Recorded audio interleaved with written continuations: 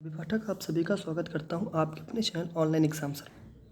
दोस्तों आज हम लोग जीके जीएस और जीए के पार्ट नंबर 3 पे चर्चा करने जा रहे हैं। बिना टाइम बर्बाद किए हम लोग सीधे क्वेश्चन तरफ बढ़ते हैं। उसके पहले जब इतने लोग ऐसे हैं जिन्होंने अभी तक सब्सक्राइब और लाइक या शेयर नहीं किया है वो सभी लोग शेयर लाइक और सब्सक्राइब कर दें। बस आप लोगों का सपोर्ट ही हमें सहानुभूति प्रदान करता है।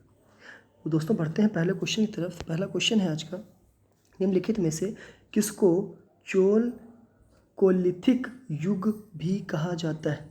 तो बेटा ताम्र पाषाण जो था इसको चोलकोथिक या फिर कैल्कोलिथिक बोला जाए तो ये दोनों युग किसको कहा जाता था? ताम्र पाषाण को। अगला क्वेश्चन है बेटा, हर्षचरित नामक पुस्तक किसने लिखी थी? सबको रटा होगा सर, बाणभट्ट द्वारा हर्षचरित की रचना की गई थी। यह वर्धन वंश के इतिहास का प्रमुख स्रोत था।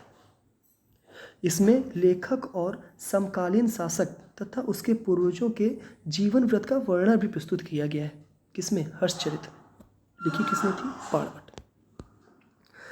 अगला क्वेश्चन है, पानीपत के तीसरे युद्ध में निम्नलिखित में से किसने मराठों को हराया था? बेटा अफगान जलेबी, जो हमारे अफगान थे इन्होंने मराठों को हराया था। पानीपत का तीसरे युद्ध की बात करते हैं तो सर 1761 में हुआ था पानीपत का तीसरा युद्ध। मराठों तथा अहमद शाह अब्दाली के बीच में हुआ था। जो अहमद शाह अब्दाली ये अफगान थे।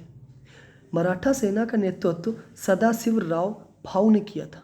मराठा की बात करते तो इनका नेतृत्व कौन कर रहा था? बेटा सदाशिव राव भाऊ ने किया था। भाऊ मतलब कि सब जितने भी हमारे सम्मानीय हैं उनको इधर बात करते हैं मराठों की तरफ तो भाऊ बोला जाता है। इस युद्ध में मराठे बुरी तरह से पराजित हुए थे। ठीक है सर। और युद्ध के प्रत्यादर्शी काशीराज पंडित के शब्दों में पानीपत का तृतीय युद्ध मराठों के लिए प्रलयकारी सिद्ध हुआ था। ठीक है बेटा, अगले क्वेश्चन तरफ बढ़ते हैं। बेटा 1857 की क्रांति सर्वप्रथम कहाँ से स्टार्ट हुई थी? बेटा आपको अच्छी तरीके से पता होगा कि कहाँ से स्टार्ट हुई थी, मेरठ से स्टार्ट हुई थी। बात करते हैं 1857 क्रांति के बारे में। तो 1857 क्रांति बेटा मंगल पांडे को फांसी कब दी गई थी? तो आप तुरंत कमेंट बॉक्स में करिएगा कब दी गई थी? 10 तारीख को, 10 मार्च को। और 10 मार्च एक बार चेक कर लीजिएगा 10 मार्च या 8 मार्च है, एक बार आप लोग चेक कर लीजिएगा क्या है। मेरे हिसाब से 8 मार्च है, लॉक कर दीजिए। मंगल पांडे को फांसी दी गई थी 8 मार्च को। सर्वप्रथम क्रांति 10 अप्रैल को मेरठ से स्टार्ट हुई थी। बेटा हम बात करते हैं लखनऊ में, तो लखनऊ का नेतृत्व किसने किया था? आपकी महिला हैं, आप बता सकते हैं तो जरूर बताइएगा लखनऊ का नेतृत्व किसने किया था? कानपुर तात्या टोपे ने किया था। झांसी आपकी रानी लक्ष्मीबाई। झांसी स्टेशन का भी हाल ही में नाम परिवर्तित करके वीरांगना लक्ष्मीबाई स्टेशन कर दिया गया। लखनऊ बेटा लिख लीजिएगा, बेगम हजरत महल ने लखनऊ का नेतृत्व किया था। अगला क्वेश्चन है, इस्तमरारी बंदोबस्त किसने लागू किया था? बेटा इस्तमरारी लॉर्ड कॉर्नवालिस। किसने? Lord Cornwallis. 1793 में लॉर्ड कॉर्नवालिस ने भू राजस्व की स्थायी बंदोबस्त प्रणाली का प्रारंभ किया था। इसे इस्तमरारी, जागीरदारी, मालगुजारी एवं बीसवेदारी आदि भिन्न भिन्न नामों से भी जाना जाता है। इस व्यवस्था को बंगाल, बिहार, उड़ीसा तथा उत्तर प्रदेश के वाराणसी तक क्षेत्र में लागू किया गया था। ठीक है सर, आगे बढ़ते हैं। लॉर्ड वॉरेन हेस्टिंग के कार्यकाल में कौन सी ऐसी चीज़ हुई है जो महत्वपूर्ण है? कमेंट बॉक्स में करके बताइए और कमेंट बॉक्स जरूर करा करिए। आपका 1 मिनट आपको रिवीजन करने में बहुत ज़्यादा सहायक करेगा।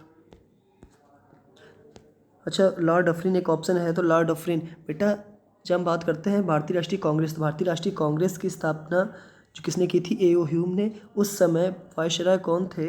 Lord Dufferin. 1885 में भारतीय राष्ट्रीय कांग्रेस की स्थापना हुई थी, ए.ओ. ह्यूम ने की थी। अच्छा, प्रारंभ में बेटा भारतीय राष्ट्रीय कांग्रेस का नाम भारतीय राष्ट्रीय संघ था, बाद में इसका भारतीय राष्ट्रीय कांग्रेस किया था। संघ से कांग्रेस किसने किया था? दादा भाई नौरोजी ने। अगला क्वेश्चन है, निम्न महापुरुषों में से कौन भारतीय जागृति का जनक कहा जाता है? बेटा भारतीय जागृति राजा राम मोहन राय, इनको भारतीय पुनर्जागरण का पिता, भारतीय राष्ट्रवाद का पैगंबर, अतीत और भविष्य के मध्य सेतु, भारतीय राष्ट्रवाद का जनक, आधुनिक भारत का पिता और प्रथम आधुनिक पुरुष तथा युग दूत भी कहा जाता है।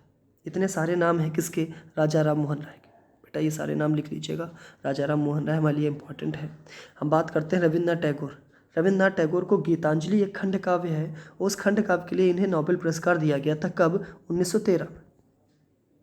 बेटा इनको नाइटहुड की उपाधि ब्रिटिश साम्राज्य के द्वारा भी दी गई थी, लेकिन जब 1919 में जलियांवाला बाग हत्याकांड होता है तो उस जलियांवाले बाग हत्याकांड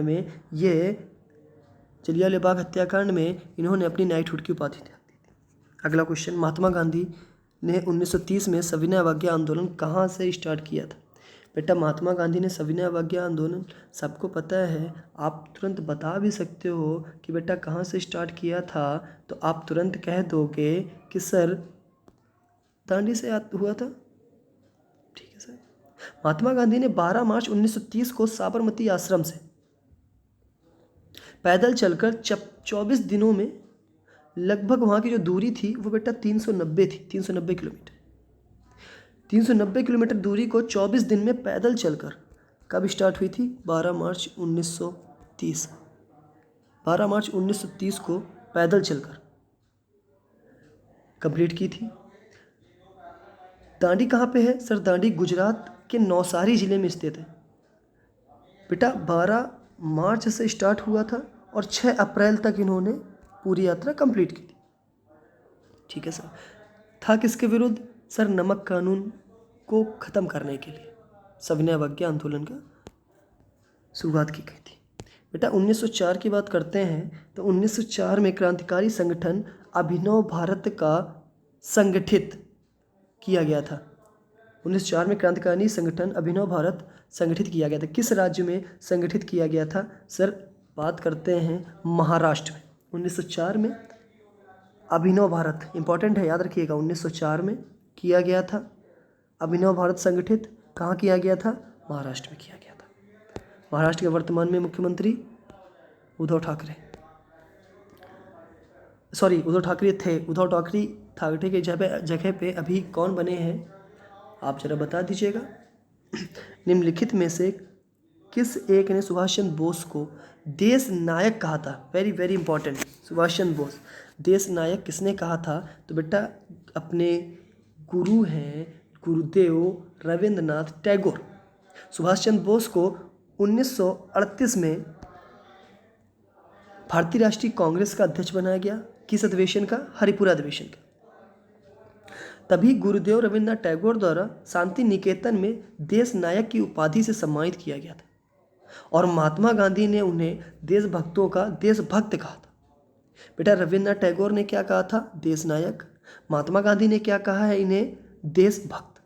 ठीक है, आगे बढ़ते हैं। निम्नलिखित में से किस एक्ट के द्वारा भारत के गवर्नर जनरल के अध्यादेश जारी करने की शक्ति प्रदान की गई? बेटा बहुत अच्छे क्वेश्चन है, तुरंत आप बताओगे। 1861 इंडियन काउंसिल एक्ट 1861 के तहत गवर्नर जनरल अध्यादेश जारी करने की शक्ति प्रदान की गई। बेटा ये अध्यादेश कब तक लागू रहता है? 6 माह तक। 6 माह तक अध्यादेश जो लागू होता है वो 6 माह तक होता है। अगला क्वेश्चन, पहला चार्टर एक्ट इसमें लिखा था सर, विश्व का सबसे ऊंचा पर्वत शिखर कहाँ पे? बेटा विश्व का सबसे ऊंचा पर्वत शिखर कहाँ पे है? तुरंत आप कहोगे सर विश्व का सबसे ऊंचा पर्वत शिखर नेपाल। कौन सा है?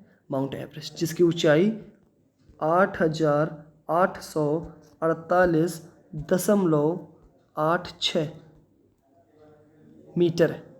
यह पर्वत शिखर जो है वो हिमालय का सबसे ऊंचा शिखर है, जो स्थित कहाँ पे है? सर नेपाल में। ये आज के 11 क्वेश्चन थे। Thank you for class. Video कैसी लगी जरूर कमेंट बॉक्स में करके बताएं।